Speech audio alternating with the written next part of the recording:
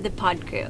If you're new here, I'm Danielle, and together with my husband Jairo, we're traveling with our 7 rescue dogs, right now through the Western Caribbean, and eventually across the Atlantic someday.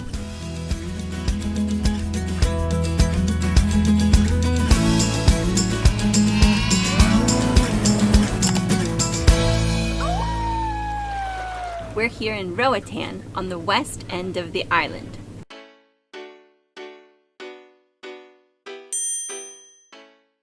And we've been here for a month now, which is hard to believe. So that makes it about 2 months that we've been in Honduras. So right, we're getting ready to travel south along the island here. And hopefully we'll be reaching the next island in the bay. ¿Cómo se llama eso? Bay. All I can think of is the Bay of Islands. Sabina, that's your fault. Come on, ¿cómo se llama aquí? In the Bay Islands. So hopefully we'll be reaching the next island in the chain called Wanaha. This week I thought I would give you a little bit of information about each of the dogs since their personalities are so different and they have different likes and dislikes, plus a little bit about their history, kind of how we came to have them all. I asked on a few platforms if anyone had any questions, and so I'll answer a couple questions that you guys had. I'm going to share a couple items that have been essential for our dogs' happiness, their enjoyment, and their safety. And come along and you'll see kind of a typical day for us of what we do. How we all get exercise and have some fun, and what it's like living on a boat with 7 rescue dogs.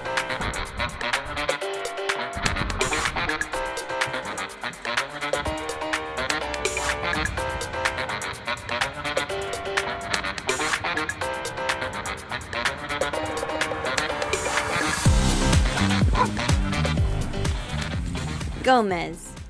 I think he looks like a baby golden retriever, right in that middle phase between puppy and adulthood. He's mellow, sweet, and also cuddly, just like you'd want from a fluffy little bear like him. He's not big on swimming, but he does okay, especially when Ryo knocks him off the stand-up paddleboard.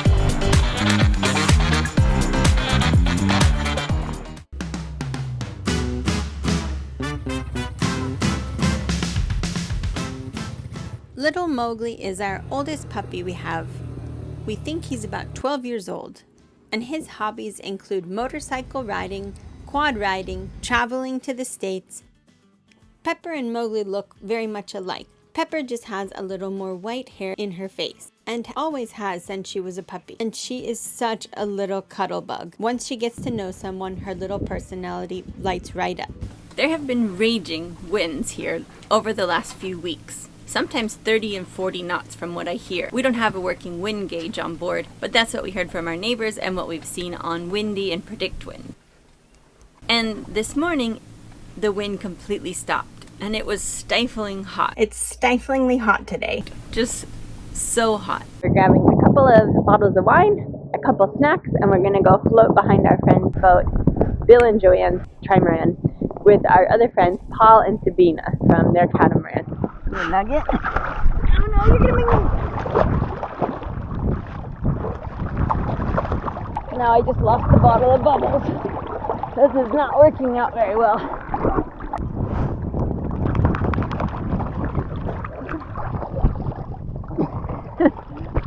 Hard to get on with a bottle of bubbles.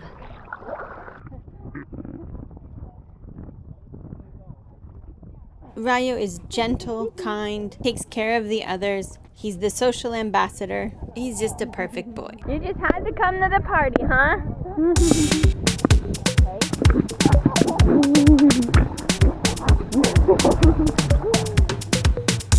Raina is super athletic.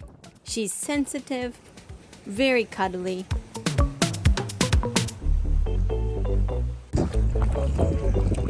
Bella is the opposite of athletic, also very cuddly.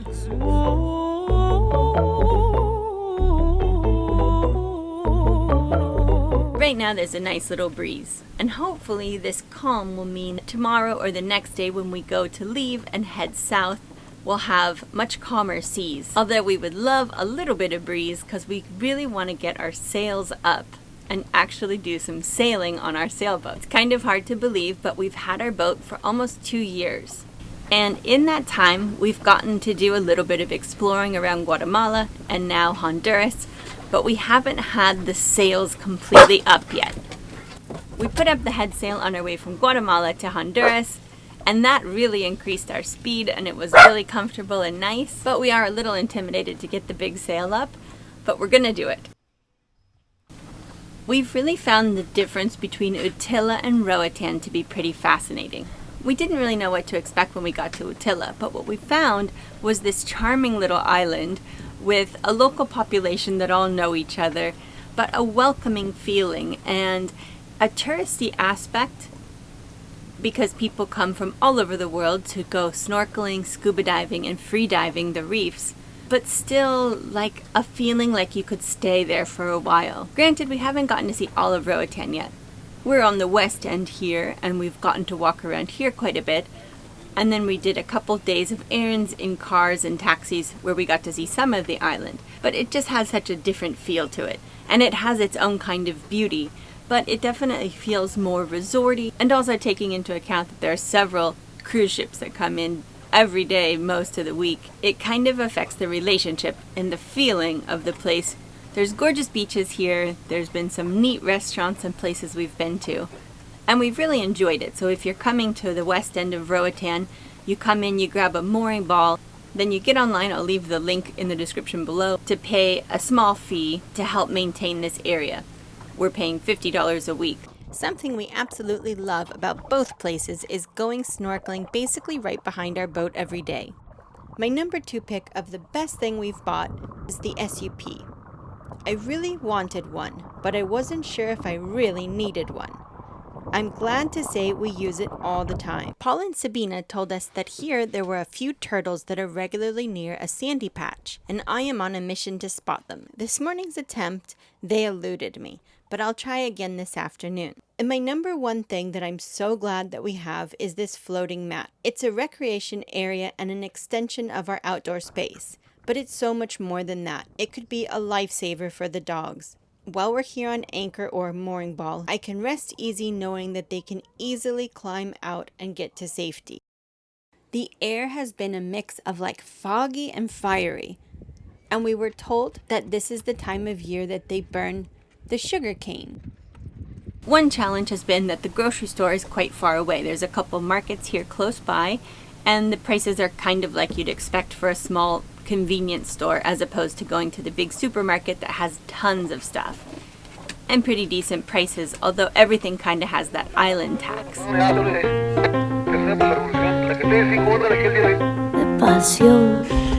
This is my little pearl that I found right as we were leaving Costa Rica. If you've seen some of our videos, we do a little recap on how we found her. So luckily this does not happen every day.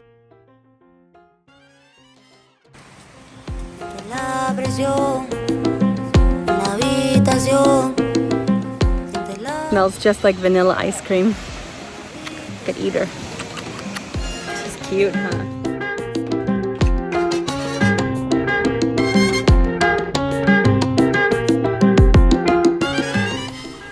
But she has so much personality in this small package. Okay, Pearl is here to help me answer a few questions that you had. So one question we got is, how come we don't let the dogs just run free when we go to the beach? The answer to that is that because we're taking a pack of dogs, sometimes up to 7 of them all together, when they get there and see another dog, I feel like that's just too overwhelming for some poor dog that's just sitting there minding its own business to have a whole pack of dogs run over to it. And they can be a little feisty, not aggressive, it just doesn't seem fair to me to the other dogs. So we like to let them go one by one and let them do a little running around. But the other reason is that occasionally 2 of them will get together, they just get this look in their eye, send some kind of secret signal, and then they take off. And most recently we had Rayo and Bella disappear for probably 15 minutes, but it felt like an hour. And I genuinely didn't know if they were stolen or if they had fallen into a pit somewhere that they couldn't get out of. And when we got them back, finally, they came running back to find us. I didn't even recognize Rayo from far away because he was covered from head to toe in black oil. That was such a scary lesson that I actually brought home air tags. So now I should be able to find them if they get lost. But you just never know with cars and traffic and stuff, even though luckily there aren't many cars here in this area. If the dogs went up, they're just my babies, so I just wouldn't be able to live with myself if something happened to them. Another question we got was, how did we teach them to jump on the SUP and ride around on the SUP board? And the answer is, we didn't. They just kind of really want to be with us all the time, and they jumped down and jumped on it themselves. And so I started pulling them around, started taking them on little rides with the paddle. I got a kayak paddle instead of the stand-up board paddle so that I can go side to side easier, and they just kind of taught themselves. So if you're trying to teach your dog and he's not into it, I don't know that it's worth forcing it, but ours just wanted to come along, so they taught themselves. Was the transition difficult for any of the dogs? And yes, it was a little difficult for Gomez. For whatever reason, we were living on the hard on the boat, and he just wanted to get off, and he didn't want to have to go to the bathroom on the boat. He would hold it, and we were trying to extend the time that we took him down onto the grass a little by little so that he would eventually kind of have to go to the bathroom. But it was difficult. It took us weeks. We were very gentle with him and understanding and just let him take his time. The other dogs all kind of just took right to it. If you're considering taking your dog, I think everybody knows their dog's best. And our dogs kind of look to us for like our reaction. And when we're calm and excited about something, they seem to just kind of go for what we're doing. So they just take a leap of faith all the time, it seems like, and just say, oh, they're happy, we'll be fine. They really trust us, you can tell. So that helps a lot. But we also have always been taking them on quad rides and on kayak rides out when we lived in Costa Rica. And then of course we threw them all in a van and took them driving through Central America for a couple months.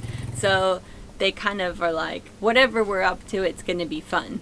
After months of traveling together, we said goodbye to our flotilla of Bill and Joanne on Ultra and Paul and Sabina on their catamaran. It was so sad to see them go after spending so much time together, but we know we'll see them again soon. And that's another lesson in these adventures of sailing, making really great friendships and often having to say goodbye to each other for periods of time. Okay, this is the sunset cruise with a hopeful turtle spotting. All aboard. And this time, I saw 2 turtles.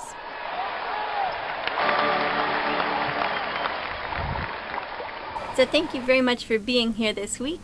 We hope you'll come back next time. Hit the subscribe if you enjoy this. We've got a lot more adventures. We're hoping to get down to Guanaja within the next few days. We've got a lot of adventures coming up. Until next time, big salty kisses from the Pawed Crew.